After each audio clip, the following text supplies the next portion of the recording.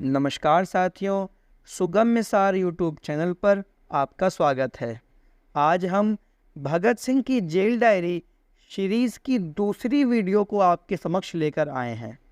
मित्रों, इससे पहले की वीडियो में आपने मुझे आज़ादी दो या मौत शीर्षक से एक गद्यांश सुना जो मूलतः पैट्रिक हेनरी के विचार थे। आज की यह वीडियो समाजवादी क्रांति और विवाह संस्था पर आधारित है। मित्रों, समाजवादी क्रांति और विवाह संस्था शीर्षक से स्वयं भगत सिंह ने अपने विचार लिखे हैं। तो आइए बिना किसी देरी के इन विचारों को सुनते हैं और इस विचार को सुनने के बाद हम अपना विश्लेषण भी प्रस्तुत करेंगे। तो आइए इसे आरंभ करते हैं। समाजवादी क्रांति और विवाह संस्था। अब हम एक ऐसी सामाजिक क्रांति की ओर अग्रसर हो रहे हैं जिसके परिणाम स्वरूप एकनिष्ठ विवाह का वर्तमान आर्थिक आधार उतने ही निश्चित रूप से मिट जाएगा जितने निश्चित रूप से एकनिष्ठ विवाह के अनुपूरक का वैश्यावृत्ति का आर्थिक आधार मिट जाएगा।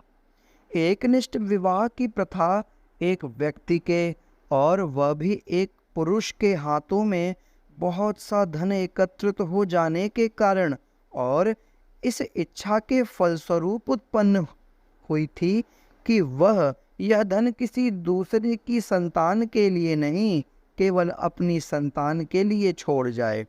इस उद्देश्य के लिए स्त्री की एकनिष्ठता आवश्यक थी, पुरुष की नहीं।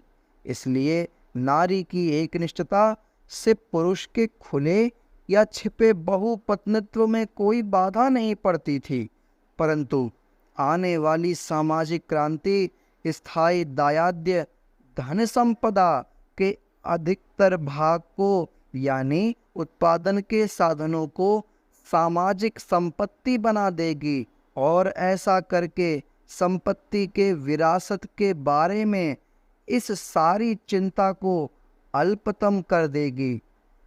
पर एकनिष्ठ विवाह चूंकि आर्थिक कारणों से उत्पन्न हुआ था, इसलिए क्या इन कारणों के मिट जाने पर वह भी मिट जाएगा? पृष्ठ 91। साथियों, यह गद्यांश यहीं तक था। इस गद्यांश के अंत में क्योंकि किसी विचारक का नाम नहीं है, इसलिए ऐसा प्रतीत होता है कि यह विचार भगत सिंह के अपने थे और शायद इन्हें किसी निष्कर्ष के तौर पर लिखा गया होगा। साथियों, इन विचारों को यदि गहनता से समझें तो कई बातें जानने को मिलती है। आमतौर पर भगत सिंह की छवि बम और पिस्तौल के साथ ही देखी जाती है, किंतु उनके हृदय में समाज को लेकर कितनी मार्मिकता थी, कितनी संवेदना थी, यह नहीं दिखती।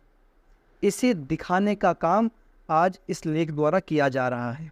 साथियों, आप आज के दौर को देखें जब हमारे संसद ने नारी शक्ति वंदन अधिनियम जैसा ऐतिहासिक कानून पास कर दिया है, किंतु अब यदि हम भगत सिंह के दौर में जाए तो हरियाणा और राजस्थान में छोटी छोटी बच्चियों को पैदा होते ही मार दिया जाता था। साथियों, उस दौर में भगत सिंह नारी अधिकार और नारी समानता की बात कर रहे हैं, साथ ही वे पैतृक अधिकारों का भी खंडन करते हैं। और आपको यह पता होना चाहिए कि समाज में पैतृक अधिकार धर्म से जोड़कर देखे जाते हैं, और क्योंकि भगत सिंह ने पैतृक अधिकारों का खंडन किया, शायद इसीलिए उन्होंने मैं नास्तिक हूँ जैसा महान लेख लिखा है। साथियों, भगत सिंह से जुड़ी और भी बातें हमें आगे जानने को मिलेगी। यदि आपको यह वीडियो अच्छा लगा तो हमारे चैनल को सब्सक्राइब करें, इस वीडियो को लाइक करें। हम ऐसी वीडियोस और लाते रहेंगे। धन्यवाद। जय हिंद, जय भारत।